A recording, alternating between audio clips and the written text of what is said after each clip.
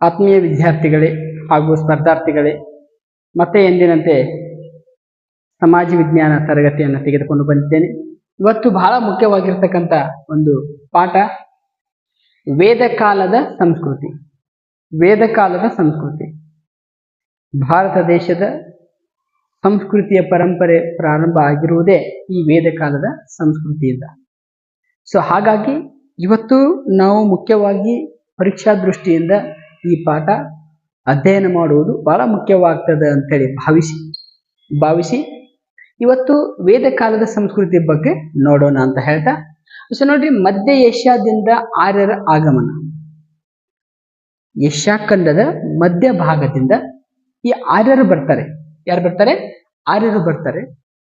ಅವರು ಭಾರತಕ್ಕೆ ಬಂದ ತಕ್ಷಣ ಭಾರತ ಮತ್ತು ಪಾಕಿಸ್ತಾನ ಮತ್ತು ಅಫ್ಘಾನಿಸ್ತಾನದ ಮಧ್ಯ ಭಾಗದಲ್ಲಿರ್ತಕ್ಕಂಥ ಈ ಸಿಂಧು ಸರಸ್ವತಿ ಅನ್ನುವಂಥ ಒಂದು ನದಿಯ ಭೂ ಪ್ರದೇಶದಲ್ಲಿ ಅವರು ಬಂದು ನೆಲೆಸ್ತಾರೆ. ಆ ಪ್ರದೇಶದಿಂದ ಈ ಸಂಸ್ಕೃತಿ ಆರಂಭ ಆಗ್ತದೆ ಅಂತೇಳಿ ನಾವು ಪುಸ್ತಕಗಳಲ್ಲಿ ನೋಡ್ತಾ ಹೋಗ್ತೀವಿ. ಒಟ್ಟಿನಲ್ಲಿ ಇವರ ಆಗಮನದ ಸಂಸ್ಕೃತಿಯೇ ವೇದಕಾಲದ ಸಂಸ್ಕೃತಿ ಅಂತೇಳಿ ನಾವು ಗುರುತಿಸ್ತೀವಿ. ಯಾರ ಆಗಮನ? ಆರ್ಯರ ಆಗಮನವನ್ನ ನಾವೇನ್ ಕರಿತೀವಪ್ಪ ಅಂದ್ರೆ ವೇದಕಾಲದ ಸಂಸ್ಕೃತಿ ಅಂತೇಳಿ ಅಲ್ಲಿಂದ ಪ್ರಾರಂಭ ಆಯಿತು ಅಂತೇಳಿ ನಾವು ನೋಡ್ತಾ ಹೋಗ್ತೀವಿ. ಒಟ್ಟಿನಲ್ಲಿ ಈ ಸಂಸ್ಕೃತಿಯ ರಚನೆಯಾದ ಸ್ಥಳ ಯಾವುದು ಅಂತ ನೋಡಿದಾಗ ಪುಸ್ತಕದಲ್ಲಿ ಮೆನ್ಷನ್ ಮಾಡ್ತಾರೆ ಸರಸ್ವತಿ ನದಿ ಬಯಲು ಅಂತ.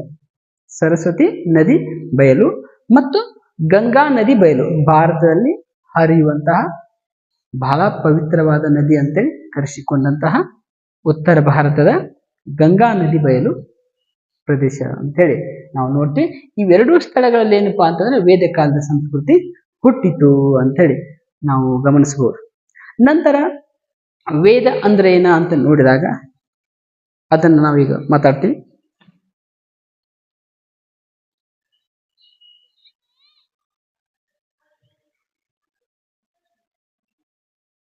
ನಂತರ ವೇದ ಎಂದು ಗಮನಿಸಿದಾಗ ವೇದ ಎಂದರೆ ಜ್ಞಾನ ಎಂದರ್ಥ. ವೇದ ಅಂದ್ರೆ ಏನಪ್ಪಾ? ಜ್ಞಾನ ಎಂದರ್ಥ ಅಂತ. ಜ್ಞಾನವನ್ನ ನೀಡುವಂತಹ ಒಂದು ಬುತ್ತಿ ಅಂತೇಳಿ ವೇದಗಳನ್ನು ನಾವು ಕರಿತೀವಿ. ನಹಿ ಜ್ಞಾನೇನ ಸದೃಶಂ ಅನ್ನುವಂಥ ವಾಕ್ಯ ಕೇಳಿರ್ಬೇಕು ನೀವೆಲ್ಲ. ಜ್ಞಾನಕ್ಕಿಂತ ಮಿಗಿಲಾದುದು ಯಾವುದೂ ಇಲ್ಲ ಎಂಬ ಅರ್ಥವನ್ನ ಇದು ನೀಡ್ತದೆ. ಹೀಗೆ ವೇದದಲ್ಲಿರ್ತಕ್ಕಂಥ ಒಂದಷ್ಟು ಅಂಶಗಳು ಏನಪ್ಪಾ ಅಂದ್ರೆ ಬಹಳ ಮುಖ್ಯವಾಗಿರ್ತಕ್ಕಂಥವು ಬದುಕನ್ನು ರೂಪಿಸಲಿಕ್ಕೆ ಅಂತೇಳಿ ನಾವಿಲ್ಲಿ ಗಮನಿಸಬಹುದು. ಹೌದಾ? ಹಾಗೆ 4 ವೇದಗಳು ಯಾವುವು ಅಂತ ನೋಡಿದಾಗ ಇವು ಜಗಜ್ಜಾಹಿರ ಬಹಳ ಜನರಲೈಸೇಷನ್ ಆಗಿರ್ತಕ್ಕಂಥ 4 ವೇದಗಳು ಭಾರತದಲ್ಲಿ. ಅವುಗಳನ್ನು ನೋಡಿದಾಗ ಒಂದನೇದು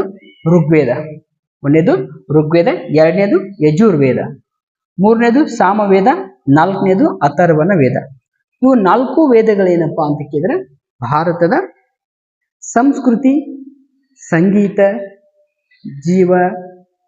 ಜೀವನ ಶೈಲಿ, ಅವರ ಸಾಮಾಜಿಕ ಶೈಲಿ, ಅವರ ರಾಜಕೀಯ ಶೈಲಿ, ಜೀವನ ಹೇಗಿತ್ತು ಅಂತೇಳಿ ನಮಗೆ ಅರ್ಥ ಮಾಡಿಸಲಿಕ್ಕೆ ಸಹಕಾರಿಯಾಗಿವೆ ಅಂತ ಹೇಳ್ಬೋದು. ನಂತರ ಒಂದು ಮಾಹಿತಿಯನ್ನು ಕೊಡ್ತಾ ಹೋಗ್ತಾರೆ. ಎಲ್ಲಿದು ನಿಖರವಾಗಿ ಇಲ್ಲೇ ಇತ್ತು ಅಂತೇಳಿ ನೋಡಕ ರಾಜಸ್ಥಾನದ ಥಾರ ಮರುಭೂಮಿಯಲ್ಲಿ ಕಣ್ಮರೆಯಾದ ಗಗ್ಗರ್ ಮತ್ತು ಆಕ್ರಾ ಅನ್ನುವಂಥ 2 ನದಿಗಳು. ಗಗ್ಗರ್ ಮತ್ತು ಆಕ್ರಾ ಇವು ರಾಜಸ್ಥಾನದ ಒಂದು ಥಾರ ಮರುಭೂಮಿ ಅಂತೇಳಿ ಜಗತ್ ಪ್ರಸಿದ್ಧ ಥಾರ ಮರುಭೂಮಿ ಅಂತ. ಆ ಭೂಭಾಗದಲ್ಲಿ ಗಗ್ರಾ ಮತ್ತು ಆಕ್ರಾ ಅನ್ನುವಂಥ 2 ನದಿಗಳು ಏನ್ ಮಾಡ್ತಾವ ಅಂತಂದ್ರೆ ಕಣ್ಮರೆ ಆಗಿದಾವೆ. ಆ ಕಣ್ಮರೆಯಾದ ನದಿಯ ಸ್ಥಳವನ್ನೇ ನಾವು ಸರಸ್ವತಿ ನದಿ ಅಂತ ಕರಿತೀವಿ. ಒಂದು ಅಭಿಪ್ರಾಯ, ಒಬ್ಬ ವ್ಯಕ್ತಿ ಇದನ್ನ ರಿಸರ್ಚ್ ಮಾಡಿ ಅಥವಾ ಒಂದಷ್ಟು ಜನ ಇದನ್ನ ರಿಸರ್ಚ್ ಮಾಡಿ ಏನ್ ಮಾಡ್ತಾರೆ, ಈ ರೀತಿ ಒಂದಿಷ್ಟು ಮಾಹಿತಿಗಳು ನಮ್ಗೆ ಕೊಡುವಂತ ಪ್ರಯತ್ನಗಳು ಮಾಡ್ತಾರೆ ಅಂತೇಳಿ ನೋಡ್ತೀವಿ. ಒಂದು ಮಾಹಿತಿ ನಮ್ಗೆ ಸ್ಪಷ್ಟವಾಗಿ ಗೋಚರಿಸಬೇಕೇನಂದ್ರೆ ಪೂರ್ವ ವೇದ ಕಾಲ ಮತ್ತು ಉತ್ತರ ವೇದ ಕಾಲ ಅಂತೇಳಿ ಇದ್ರಾಗ 2 ಭಾಗಗಳು ಮಾಡ್ಕೊಂಡಿವಿ. ಯಾವುದ್ರ ಉದ್ದೇಶದಿಂದ? ವೇದಗಳ ಹುಟ್ಟಿದ್ರ ಉದ್ದೇಶದಿಂದ. ವೇದಗಳು ಯಾವಾಗ ರಚನೆ ಆಗಲ್ಪಟ್ಟುವೋ ಅಥವಾ ಯಾವಾಗ ರಚನೆ ಆದುವೋ ಅಲ್ಲಿಂದ ಅವುಗಳನ್ನ ಆಧಾರವಾಗಿ ಇಟ್ಕೊಂಡು ನಾವು ಏನ್ ಮಾಡ್ತೀವಿ ಅಂದ್ರೆ ಪೂರ್ವ ವೇದ ಕಾಲ ಮತ್ತು ಉತ್ತರ ವೇದ ಕಾಲ ಅಂತೇಳಿ 2 ರೀತಿಯಾಗಿರ್ತಕ್ಕಂಥ ವಿಭಾಗಗಳು ಮಾಡ್ಕೊಂತೀವಿ. ಪೂರ್ವ ವೇದ ಕಾಲ ಅಂತ ಕೇಳಿದ್ರೆ ಅದು ಋಗ್ವೇದ ಕಾಲ. ಆರಂಭದಲ್ಲಿ ಋಗ್ವೇದವನ್ನ ಬರಿತೀವಿ ನಾವು. ನಮ್ಮ ಭಾರತೀಯ ಪೂರ್ವಜರು ಋಷಿ ಮುನಿಗಳು ಬರೀತಾರೆ. ಹೌದಾ. ಹಾಗಾಗಿ ಪೂರ್ವ ವೇದ ಕಾಲವನ್ನು ನಾವು ಋಗ್ವೇದ ಕಾಲ ಅಂತ ಕರಿತೀವಿ, ಅಥವಾ ಋಗ್ವೇದ ಕಾಲವನ್ನು ನಾವು ಪೂರ್ವ ವೇದ ಕಾಲ ಅಂತ ಕರಿತೀವಿ, ಅಥವಾ ಋಗ್ವೇದ ಯಾವಾಗ ಬರೆಯಲ್ಪಟ್ಟಿತ್ತು ಅದನ್ನ ನಾವು ಪೂರ್ವ ವೇದ ಕಾಲ ಅಂತ ಕರಿತೀವಿ. ನಂತರದ ಕಾಲ ನೋಡಿದಾಗ ಉತ್ತರ ವೇದ ಕಾಲ. ಏನ್ರಿ ಉತ್ತರ ವೇದ ಕಾಲ ಅಂತಂದ್ರೆ, ಈ ಋಗ್ವೇದ ನಂತರ ಸಾಮವೇದ, ಯಜುರ್ವೇದ, ಅಥರ್ವಣ ವೇದ, ಸಾಮವೇದ ಅಂತ 3 ವೇದಗಳನ್ನು ನಾವು ಭಾರತೀಯ ಋಷಿಮುನಿಗಳು ಬರೆದಿದ್ದನ್ನು ಗಮನಿಸ್ತಾ ಇದ್ದೀವಿ. ಹೌದಾ. ಈ 3 ವೇದಗಳು ಯಾವಾಗ ಸೃಷ್ಟಿ ಆದುವೋ ಇದನ್ನೇ ನಾವು ಉತ್ತರ ವೇದ ಕಾಲ ಅಂತ ಕರಿತೀವಿ. ಇದನ್ನ ನಾವೇನ್ ಕರಿತೀವಿ? ಉತ್ತರ ವೇದ ಕಾಲ ಅಂತೇಳಿ ಕರಿತೀವಿ ಅಂತ. ಸೊ ಇಷ್ಟು ಸ್ಪಷ್ಟವಾದ ಮಾಹಿತಿಯನ್ನ ನಾವು ಪರೀಕ್ಷಾ ದೃಷ್ಟಿಯಿಂದ ನೀಡಿದ್ದೇನೆ. ಹೌದಾ. ಸೊ ಇದರ ಮುಂದುವರಿದ ಭಾಗವನ್ನು ನೋಡಿದಾಗ, ಅದರ ಮುಂದುವರಿದ ಭಾಗ ಪೂರ್ವ ವೇದ ಕಾಲ.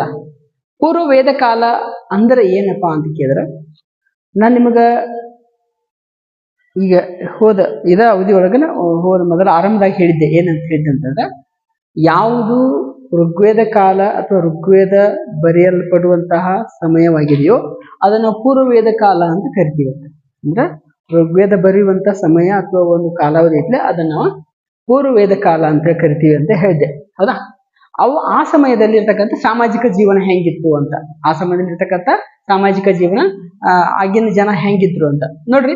ಅವಾಗ ಕುಟುಂಬ ಸಮಾಜದ ಮೂಲ ಘಟಕ ಆಗಿತ್ತು. ಈಗಲೂ ಸಮಾಜದ ಮೂಲ ಘಟಕ ಕುಟುಂಬ ಹಾಗೆ ಒಂದಷ್ಟರ ಮಟ್ಟಿಗೆ ಇದೆ.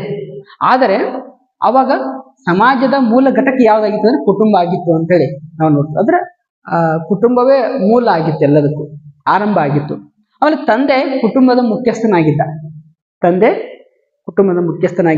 ಅಂದ್ರೆ ಪಿತೃ ಪ್ರಧಾನ ಕುಟುಂಬ ಒಂದು ಸ್ವಲ್ಪ ಇಲ್ಲಿತ್ತು. ಅಷ್ಟರ ಮಟ್ಟಿಗೆ ತಂದೆ ಕುಟುಂಬದ ಮುಖ್ಯಸ್ಥನಾಗಿದ್ದ ಮತ್ತು ಪಿತೃ ಪ್ರಧಾನ ಕುಟುಂಬನ ಇಲ್ಲಿ ಹೆಚ್ಚು ಮುಖ್ಯವಾಗಿತ್ತು. ಇನ್ನು ಅವಿಭಕ್ತ ಕುಟುಂಬ ವ್ಯವಸ್ಥೆ ರೂಢಿಯಲ್ಲಿತ್ತು. ಅವಿಭಕ್ತ ಕುಟುಂಬ ಅಂದ್ರೆ ಗೊತ್ತಾಗ್ತದೆ ನಿಮಗೆ. ಈಗ ಎಲ್ಲರೂ ಕೂಡಿರು 10 ಜನ 100 ಜನ ಒಂದೇ ಕಡೆ ಒಂದೇ ಮನೆಯೊಳಗೆ ಇರುವಂತ ಒಂದು ಪದ್ಧತಿ. ಅಜ್ಜ ಅಜ್ಜಿ ಮಗ ಸೊಸಿ ಮೊಮ್ಮಕ್ಕಳು ಮರಿಮಕ್ಕಳು ಒಂದೇ ಕಡೆ ಇರೋದು ಎಲ್ಲರೂ. ಅದಕ್ಕೆ ನಾವು ಅವಿಭಕ್ತ ಕುಟುಂಬದ ಕಟ್ಟಿ ಅಂತ ಒಂದು ವ್ಯವಸ್ಥೆ ಈ ಪೂರ್ವ ವೇದ ಕಾಲದಲ್ಲಿ ಇತ್ತು ಅಂತ ನೋಡ್ತೀವಿ. ನಂತರ ಯುದ್ಧದಲ್ಲಿ ಗೆದ್ದ ದಾಸಿಯರನ್ನ, ಯುದ್ಧದೊಳಗೆ ಯಾರು ಗೆದ್ರು ರಾಜರ, ಆ ದಾಸಿಯರನ್ನ ಗುಲಾಮರಂತೆ ನೋಡ್ತಿದ್ರು. ಅವ್ರು ಗೆದ್ಕೊಂಡ್ ಬರ್ತಿದ್ರು, ಅವ್ರ ಕೈಲಿಂದ ಎಲ್ಲಾ ಸರ್ವ ಕೆಲಸಗಳನ್ನ ಮಾಡಿಸ್ತಿದ್ರು ಅಂತೇಳಿ ಇಲ್ಲಿ ನೋಡ್ತೀವಿ.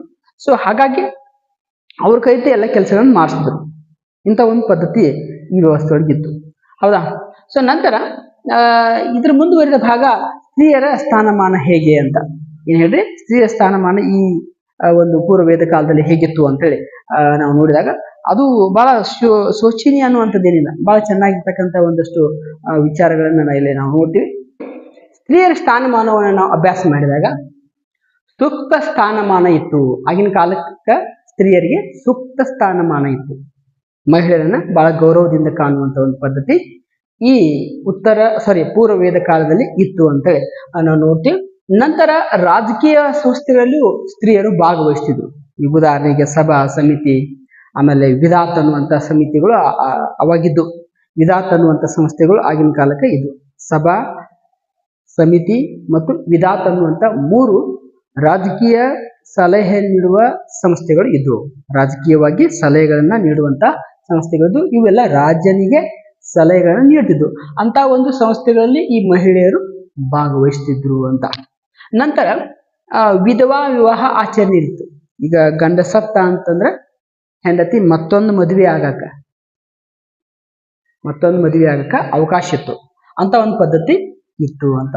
ಆಮೇಲೆ ವೇದಗಳ ಅಧ್ಯಯನ ಮಾಡ್ತಿದ್ರು ಮಹಿಳೆಯರೆಲ್ಲ. ಏನ್ ಮಾಡ್ತಿದ್ರು? ವೇದಗಳ ಅಧ್ಯಯನವನ್ನ ಮಾಡ್ಲಿಕ್ಕೆ ಅವಕಾಶ ಇತ್ತು. ಈಗ ನೀವು ಕೇಳ್ತೀರಿ, ಈಗೂ ಹಲವು ಸಮುದಾಯಗಳಲ್ಲಿ, ಬೇರೆ ಬೇರೆ ಕೆಲವೊಂದಷ್ಟು ಕಂಟ್ರಿಗಳಲ್ಲಿ ಈಗೂ ಮಹಿಳೆಯರಿಗೆ ಶಿಕ್ಷಣದ ವ್ಯವಸ್ಥೆ ಇಲ್ಲ. ಶಿಕ್ಷಣ ಕಲಿಯಕ್ಕೆ ಅವರಿಗೆ ಅವಕಾಶಗಳಿಲ್ಲ. ಕಲ್ತರು ಅವರ ಪ್ರಾಥಮಿಕ ಪ್ರೈಮರಿ ಶಿಕ್ಷಣ ಕಲ್ತು ಮನೆಯಾಗಿರ್ಬೇಕು. ಯಾವುದೇ ರೀತಿ ಉನ್ನತ ಮಟ್ಟದ ಶಿಕ್ಷಣವನ್ನು ಕಲಿಲಿಕ್ಕೆ ಅವಕಾಶಗಳಿಲ್ಲ. ಆದರೆ ಆಗಿನ ಕಾಲಕ್ಕನ ಈ ಉತ್ತರ ವೇದಗಳ ಕಾಲದಲ್ಲಿ ವೇದಗಳ ಅಧ್ಯಯನ ಮಾಡಲಿಕ್ಕೆ ಮಹಿಳೆಯರಿಗೆ ಅವಕಾಶ ಇತ್ತು ಅಂತೇಳಿ ಬಹಳ ಮುಖ್ಯವಾಗಿರ್ತಕ್ಕಂಥ ಒಂದು ಅಂಶ. ಆಮೇಲೆ ವೇದ ಕಾಲದ ವಿದ್ವಾನ್ ಮಣಿಗಳು ಯಾರು, ಅವರಾಗಿನ ಪಾಂಡಿತ್ಯಪೂರ್ಣ ವ್ಯಕ್ತಿಗಳು ಯಾರು ಮಹಿಳೆಯರೊಳಗ ಅಂತ ನೋಡಿದಾಗ ಅವರೊಳಗ ಘೋಷ, ಅಪಲ, ಲೋಪಮುದ್ರ ಮತ್ತು ಇಂದ್ರಾಣಿ, ವಿಶ್ವಾವರ ಅಂತ. ಸೊ ಇವರೆಲ್ಲ ಇವರ 6 ಜನ ಅದಲ್ಲ, ಇವರೆಲ್ಲ ಬಹಳಷ್ಟು ಹೆಚ್ಚು ಆ ವೇದಗಳನ್ನ ಅಧ್ಯಯನ ಮಾಡಿ ಪಾಂಡಿತ್ಯಪೂರ್ಣ ಪಂಡಿತರಾಗಿದ್ದರು, ಸ್ಕಾಲರ್ ಆಗಿದ್ರು ಅಂತ. ಸ್ಕಾಲರ್ ಆಗಿದ್ರು, ಅಷ್ಟು ಪಾಂಡಿತ್ಯವನ್ನು ಗಳಿಸಿದ ಪರಿಣಾಮದಿಂದ ಇವ್ರ ಹೆಸರುಗಳನ್ನು ಇಲ್ಲಿ ಕೊಡಲಾಗಿದೆ. ಆಮೇಲೆ ಇವರು ಸಭಾ ಮತ್ತು ಸಮಿತಿಗಳಲ್ಲಿಯೂ ಸಹ ಭಾಗವಹಿಸುತ್ತಿದ್ರು ಅಂತ ನಾ ಹೇಳಿದೆ ನಿಮ್ಗೆ ಆಗ್ಲೇ. ಮಹಿಳೆಯರು ಆಗಿನ ಕಾಲಕ್ಕೆ ರಾಜಕೀಯವಾಗಿ ಇರ್ತಕ್ಕಂತಹ ಏನ್ ಸಭಾ ಮತ್ತು ಸಮಿತಿಗಳಲ್ಲಿ ಇದ್ದಲ್ಲ, ಸಲಹಾ ಸಮಿತಿಗಳು, ಇವುಗಳಲ್ಲಿ ಭಾಗವಹಿಸ್ತಿದ್ರು ಅಂತೇಳಿ ನೋಡ್ತೀವಿ. ಆಗಿನ ಕಾಲಕ್ಕೆ ಬಾಲ್ಯ ವಿವಾಹ ಮತ್ತು ಸತಿ ಸಹಗಮನ ಪದ್ಧತಿ ಇರಲಿಲ್ಲ. ಈಗ 18 ವರ್ಷಕ್ಕಿಂತ ಮುಂಚೆ ಮಗು ಮೆಚುರಿಟಿಗೆ ಬರೋಕ್ಕಿಂತ ಮುಂಚೆ ಮದುವೆ ಮಾಡುವಂತ ಪದ್ಧತಿ ಭಾರತದಲ್ಲಿ ಮತ್ತು ಕೆಲವು ಕಂಟ್ರಿಗಳಲ್ಲಿ ಅದ, ದೇಶಗಳಲ್ಲಿ ಅದ. ಅಂತ ಒಂದು ಹೀನ ಸ್ಥಿತಿ ಈ ಅವಧಿಯೊಳಗೆ ಇರಲಿಲ್ಲ, ಅಂದ್ರೆ ಪೂರ್ವ ವೇದಗಳ ಕಾಲದಲ್ಲಿ ಇರಲಿಲ್ಲ ಅಂತ. ಆಮೇಲೆ ಸತಿ ಸಹಗಮನ ಪದ್ಧತಿ ಅಂತ ನಿಮ್ಗೆಲ್ಲ ಗೊತ್ತಿರ್ತದೆ. ಈಗ ಗಂಡ ತೀರ್ಕೊಂಡ ಅಂತಂದ್ರೆ ಹೆಂಡತಿಯು ಚಿತೆ ಒಳಗ, ಬೆಂಕಿ ಒಳಗ ಜೀವಂತ ದಹನ ಆಗುವಂತ ಒಂದು ಪದ್ಧತಿ. ಇದಕ್ಕೆ ಜೋಹರ್ ಪದ್ಧತಿ ಅಂತೂ ಕರೀತಾರ, ಸತಿ ಸಹಗಮನ ಪದ್ಧತಿ ಅಂತೂ ಕರೀತಾರ. ಆಮೇಲೆ ಇದು ಬಹಳ ಒಂದು ಭಾರತೀಯ ಸಂಸ್ಕೃತಿಗೆ ಅಂಟಿಕೊಂಡಿರ್ತಕ್ಕಂಥ ಒಂದು ಹೀನ ಮೂಢ ನಂಬಿಕೆ, ಹೀನ ಒಂದು ಪದ್ಧತಿ ಅಂತ ಹೇಳಬಹುದು. ಇದನ್ನ ಮಹಾತ್ಮ ಗಾಂಧಿಯವರು ಬಹಳಷ್ಟು ಕಠೋರವಾಗಿ ಖಂಡಿಸ್ತಾರೆ, ಹೌದಾ. ಮತ್ತ ಯಾರು ನಮ್ಮ ನವೋದಯದ ಜನಕ ನಮ್ಮ ರಾಜಾರಾಮ್ ಮೋಹನ್ ರಾಯ್ ಅವರು ಇದನ್ನ ಸಂಪೂರ್ಣ ತೊಡೆದು ಹಾಕಲಿಕ್ಕೆ ಸಾಕಷ್ಟು ವಿಲಿಯಂ ಬೆಂಟಿಕ್ ಅವರ ಸಹಾಯವನ್ನು ಪಡ್ಕೊಂಡು ಇದನ್ನ ರದ್ದುಗೊಳಿಸ್ತಾರೆ 1829ರಲ್ಲಿ, ಹೌದಾ. ಅಂತ ಒಂದು ಹೀನ ಪದ್ಧತಿಯಾಗಿತ್ತು ಸತಿ ಸಹಗಮನ ಪದ್ಧತಿ. ಆದರೆ ಇವೆರಡೂ ಪದ್ಧತಿಗಳು ಪೂರ್ವ ವೇದಗಳ ಕಾಲದಲ್ಲಿ ಇರಲಿಲ್ಲ ಅನ್ನೋದು ಬಹಳ ಮುಖ್ಯವಾದಂತ ಅಂಶ, ಹೌದಾ. ಓಕೆ, ಇಷ್ಟು ಸ್ತ್ರೀಯ ಸ್ಥಾನಮಾನದ ಬಗ್ಗೆ ನೋಡ್ತೀವಿ. ಇನ್ನು ಇದರ ಮುಂದುವರಿದ ಭಾಗವನ್ನು ನೋಡಿದಾಗ ಪೂರ್ವ ವೇದ ಕಾಲದಲ್ಲಿರ್ತಕ್ಕಂತಹ ಜನರ ಆರ್ಥಿಕ ಜೀವನ ಹೇಗಿತ್ತು ಅಂತ, ಬಹಳಷ್ಟು ಮುಖ್ಯವಾಗ್ತದೆ. ಸೊ ಗಮನಿಸ್ಬೇಕು ನೀವೆಲ್ಲ, ಆರ್ಥಿಕ ಜೀವನ ಅಂತಂದಾಗ ಈಗ ನೀವು ಮಾಡು ಹಾಗೆ ಬಿಸ್ನೆಸ್ ಮಾಡ್ತಿರ್ಕಿಲ್ಲ, ಇವರು ಇಂಡಸ್ಟ್ರಿಯಲ್ ಓಪನ್ ಮಾಡಿರ್ಲಿಲ್ಲ. ಮತ್ತೇನಿತ್ತು ಇವ್ರಿಗೆ? ಬರೀ ಪಶುಪಾಲನೆ, ದನಗಳ ಮೇಸುವುದು, ಅವೇ ಸಂಪತ್ತು ಇವರಿಗೆ. ಈಗಲೂ ಅದು ಸಂಪತ್ತಾಗಿ ಸಾಕಷ್ಟು ನಾಡಿನಲ್ಲಿ ಕೆಲಸ ಮಾಡ್ತಾ ಇದೆ, ಸರಿ. ಆದರೆ ಇದನ್ನ ಬಿಟ್ಟು ಬೇರೆ ಯಾವ್ದು ಗೊತ್ತಿರಲಿಲ್ಲ. ಪಶುಪಾಲನೆ ಮತ್ತು ಬೇಸಾಯ ಅಂದ್ರೆ ಕೃಷಿ ಇವರ ಮುಖ್ಯ ಉದ್ಯೋಗ ಆಗಿತ್ತು ಅಂತೇಳಿ ನಾವು ನೋಡ್ತೀವಿ. ಕೃಷಿ ಮತ್ತು ಇನ್ನೊಂದು ದನಗಳ ಕಾಯುವುದು ಅಥವಾ ದನಗಳ ಮೇಸುವುದು, ದನಗಳ ಸಾಕಾಣಿಕೆ ಮಾಡೋದು, ಅವುಗಳಿಂದ ಬರ್ತಕ್ಕಂಥ ಹಾಲಿನ ಉತ್ಪನ್ನಗಳನ್ನ ಬಳಸಿಕೊಳ್ಳುವುದೇ ಏನಾಗಿತ್ತು ಅಂದ್ರೆ ಇವರಿಗೆ ಆರ್ಥಿಕ ಜೀವನದೊಳಗೆ ಬಹಳ ಮುಖ್ಯವಾಗಿರ್ತಕ್ಕಂಥ ಒಂದು ಉದ್ಯೋಗ ಆಗಿತ್ತು. ಹಲವು ಬಗೆಯ ಧಾನ್ಯಗಳನ್ನು ಸಹ ಬೆಳೀತಿದ್ರು, ಇವರು ಬೆಳೀತಾ ಇದ್ರು ಅಂತ. ತದನಂತರ ಕಬ್ಬಿನ ಆಗಿರ್ಬಹುದು ಮತ್ತು ವಿವಿಧ ಲೋಹಗಳ ಬಗ್ಗೆ ಅರಿವಿತ್ತು. ಈಗ ನೀವು ಕೇಳಿರ್ತೀರಿ, ಲೋಹಗಳಲ್ಲಿ ಮೆಟಲ್ಸ್ಗಳಲ್ಲಿ ಸಾಕಷ್ಟು ಕಂಡು ಬರ್ತಾವ. ಅವುಗಳ ಕಬ್ಬಿಣದ ಬಗ್ಗೆ ಹೆಚ್ಚು ಇವರಿಗೆ ಐಡಿಯಾಸ್ ಇತ್ತು, ಒಂದಷ್ಟು ಮಾಹಿತಿ ಇತ್ತು. ಆಮೇಲೆ ವಿವಿಧ ಲೋಹಗಳ ಬಗ್ಗೆ ಒಂದಿಷ್ಟು ಅರಿವು ಇವರಿಗೆ ಇತ್ತು ಅಂತ. ಆಮೇಲೆ ಮುಖ್ಯ ವೃತ್ತಿಗಳಂತ ಏನು ಈಗ ನೋಡಿ ಕೇಳ್ತೀರಿ. ಈಗ ಮೊದಲಿಗೆ ನಾವು ಅವಾಗಿನ ಕಾಲಕ್ಕೂ ಋಷಿ ಮುನಿಗಳು ಇದ್ರು, ಸರಿ ಅದ.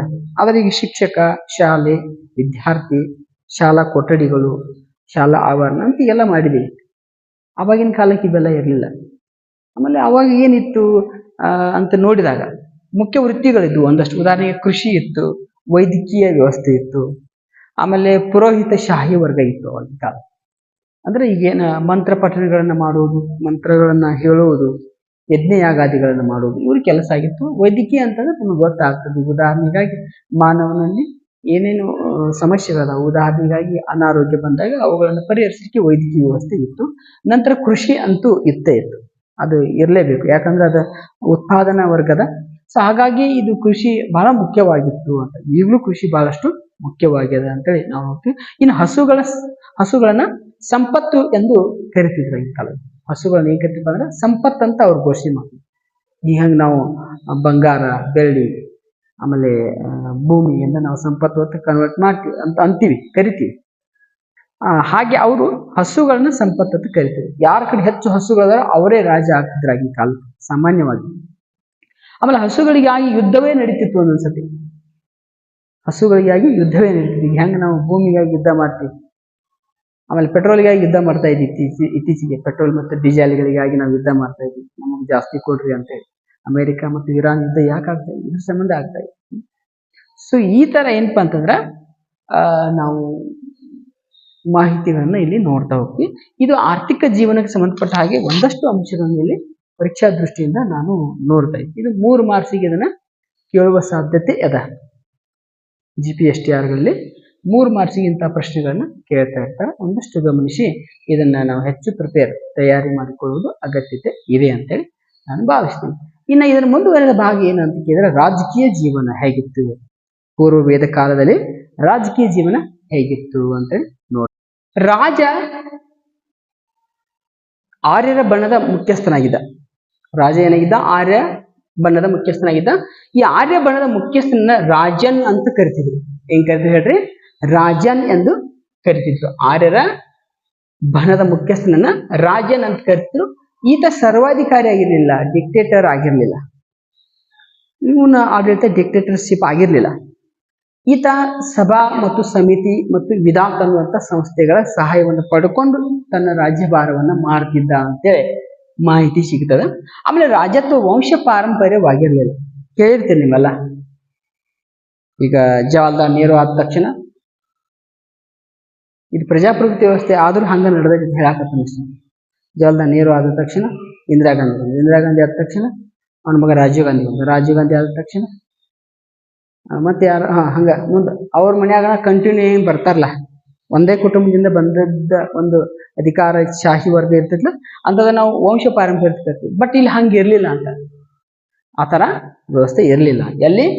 ಈ ಪೂರ್ವ ವೇದ ಕಾಲದಲ್ಲಿ ಈ ರೀತಿ ವಂಶ ಪಾರಂಪರ್ಯವಾಗಿರಲಿಲ್ಲ. ಅಪ್ಪಗನ ಮಗ, ಮಗನ ಮೊಮ್ಮಗ, ಮೊಮ್ಮಗನ ಮದುಮಗ, ಹಿಂಗ ಒಬ್ಬ ಅವ್ರ ಮಂಟಾಂದಾಗ ರಾಜರಾಗಿ ಕೆಲಸ ಮಾಡುವಂತ ರೀತಿಯನ್ನು ಹೆಂಗತ್ತಪ್ಪ ಅಂದ್ರ ವಂಶ ಪಾರಂಪರ್ಯವಾಗಿ ಅಂತ ಕರಿತೀವಿ. ಹೌದಾ? ಹಾಗಾಗಿ ರಾಜತ್ವ ವಂಶ ಪಾರಂಪರ್ಯ ಆಗಿರ್ಲಿಲ್ಲ ಅಂತ ಹೇಳಿ ನೋಡ್ತೀವಿ. ಇನ್ನು ರಾಜಕೀಯ ಸಂಸ್ಥೆಗಳಂತ ನೋಡಿದಾಗ ಸಭಾ, ಸಮಿತಿ ಮತ್ತು ವಿಧಾನ, ಇವು 3 ಸಂಸ್ಥೆಗಳ ಆಡಳಿತದಲ್ಲಿ ಬಹಳಷ್ಟು ಮುಖ್ಯ ಪಾತ್ರ ವಹಿಸ್ತಿದ್ವು ಅಂತ ನಾವು ನೋಡ್ತೀವಿ. ಆಡಳಿತದೊಳಗ ಬಹಳ ಮುಖ್ಯವಾಗಿರ್ತಕ್ಕಂಥ ಪಾತ್ರಗಳನ್ನು ನೀವು ವಹಿಸ್ತಿದ್ವು.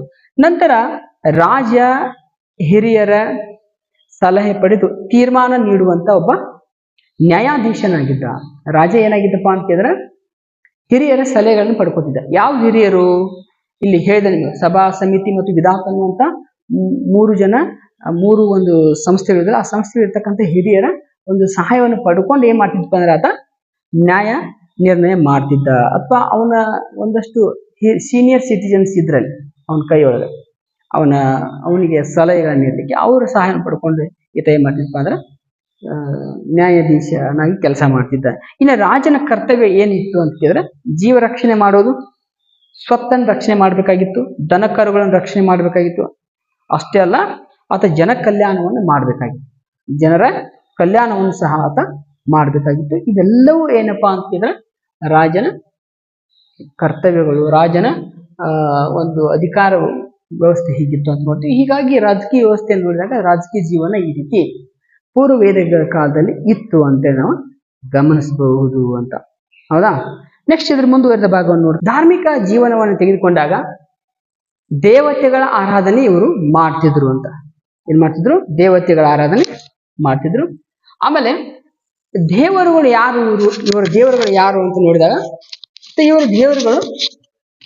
ಇವ್ರ ದೇವರುಗಳನ್ನು ನೋಡಿದಾಗ ಆರ್ಯರು ಇಂದ್ರ, ಸೂರ್ಯ, ವರುಣ, ಮಿತ್ರ, ಯಮ, ಅಶ್ವಿನಿ, ಇಷ್ಟು ದೇವತೆಗಳನ್ನ ಇವರು ಆರಾಧನೆಯ ಮೂಲಕ ಅಥವಾ ಆರಾಧನೆ ಮಾಡೋದ್ರ ಮೂಲಕ, ಯಜ್ಞದ ಮೂಲಕ ಇವರು ಅವರನ್ನ ಪೂಜೆ ಮಾಡ್ತಿದ್ರು, ಅಥವಾ ಯಜ್ಞದ ಮೂಲಕ ಇವರನ್ನ ಆರಾಧನೆ ಮಾಡ್ತಿದ್ರು, ಪೂಜಿಸ್ತಿದ್ರು ಅಂತ ಹೇಳಿ ನೋಡ್ತೀವಿ.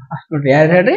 ಇಂದ್ರ, ಸೂರ್ಯ, ವರುಣ, ಮಿತ್ರ, ಯಮ, ಅಶ್ವಿನಿ, ಇಷ್ಟು ದೇವತೆಗಳನ್ನ ಇವರು ಯಜ್ಞದ ಮೂಲಕ ಆರಾಧನೆ ಮಾಡ್ತಿದ್ರು. ಯಜ್ಞಗಳನ್ನ ಮಾಡೋದ್ರ ಮೂಲಕ ಇವರು ಅವರನ್ನ ಪೂಜಿಸ್ತಿದ್ರು ಅಂತ. ಇನ್ನು ವೇದಗಳ ಸಂದೇಶಗಳು ಹೇಗಿದ್ದು? ಈಗಲೂ ಅದಾವ, ಸದ್ಯ ನೋಡಿದ್ರೆ ನಮ್ಗೆ ಸಿಗುತ್ತಾವ. ಅವು ಏನಪ್ಪಾ ಅಂದ್ರೆ ಸತ್ಯವು ಒಂದೇ ಆಗಿದೆ. ಸತ್ಯ ಚೇಂಜ್ ಆಗಂಗಿಲ್ಲ, ಬದಲಾವಣೆ ಆಗಂಗಿಲ್ಲ. ಸತ್ಯವು ಯಾವಾಗಲೂ ಸತ್ಯವಾಗಿ ಇರ್ತದೆ ಅಂತೇಳಿ ವೇದದಲ್ಲಿ ಇರ್ತಕ್ಕಂಥ ಒಂದು ಮಾತು. ಆಮೇಲೆ ವಿಶ್ವದ ಮೂಲೆಗಳಿಂದ ಅಥವಾ ವಿಶ್ವದ ಯಾವುದೇ ಮೂಲೆಗಳಿಂದಲೂ ಉತ್ತಮ ವಿಚಾರಗಳು ನಮ್ಮತ್ತ ಬರಲಿ ಅನ್ನುವಂಥ ವಿಚಾರ. ಎಂತ ಮಾತು ನೋಡಿ.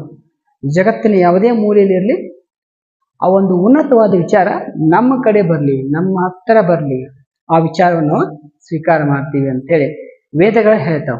ಸೊ ಎಷ್ಟು ಮಾಹಿತಿಗಳನ್ನ, ಎಷ್ಟು ಜೀವನ ವೃದ್ಧಿಗಾಗಿ, ಜೀವನ ಉನ್ನತೀಕರಿಸಲಿಕ್ಕೆ ವೇದಗಳು ನಮಗೆ ಸಹಕಾರಿ ಆಗ್ತಾವ ಅಂತೇಳಿ ನಾವಿಲ್ಲಿ ನೋಡ್ಕೊಬಹುದು. ಇಷ್ಟು ಎಲ್ಲಾ ವಿಚಾರಗಳನ್ನ ನಾವು ನೋಡಿದಾಗ ಪೂರ್ವ ವೇದ ಕಾಲ ಬಹಳಷ್ಟು ಅಂಶಗಳನ್ನು ನಾವಿಲ್ಲಿ ತಿಳಿದುಕೊಳ್ಳಲಿಕ್ಕೆ ಸಹಕಾರಿಯಾಗಿದೆ ಅಂತ ಹೇಳ್ತಾ, ಈ ವಿಚಾರಗಳನ್ನೆಲ್ಲ ನೋಡಿದಾಗ ರಾಜಕೀಯ ಜೀವನ, ಆರ್ಥಿಕ ಜೀವನ, ಧಾರ್ಮಿಕ ಜೀವನ ಇವೆಲ್ಲವೂ ಅಭ್ಯಾಸ ಮಾಡಿದಾಗ ಇವು GPSTR ಗಳಿರ್ಬೋದು, PSTRಗಳಾಗಿರ್ಬೋದು ಮತ್ತೆ ಇವು ಕೇಳೋ ಸಾಧ್ಯತೆಗಳು ಇವೆ ಅಂತ ಹೇಳ್ತಾ, ಈ ಪಾಠವನ್ನ ಎಲ್ಲರೂ ಚೆನ್ನಾಗಿ ವಿಡಿಯೋ ಮುಗಿ ತನಕ ಪೂರ್ಣವಾಗಿ ವೀಕ್ಷಣೆ ಮಾಡ್ರಿ ಅಂತ ಹೇಳ್ತಾ, ಮತ್ತೆ ಇದರ ಮುಂದುವರೆದ ಭಾಗ ಉತ್ತರ ವೇದಗಳ ಕಾಲದ ಬಗ್ಗೆ ಮತ್ತೆ ಮುಂದಿನ ತರಗತಿಯಲ್ಲಿ ಮಾತನಾಡ್ತೀನಿ ಅಂತ ಹೇಳ್ತಾ ಇವತ್ತಿನ ತರಗತಿಯನ್ನ ಮುಗಿಸ್ತಾ ಇದ್ದೇನೆ. ನಮಸ್ಕಾರ, ಶುಭ ಸಂಜೆ.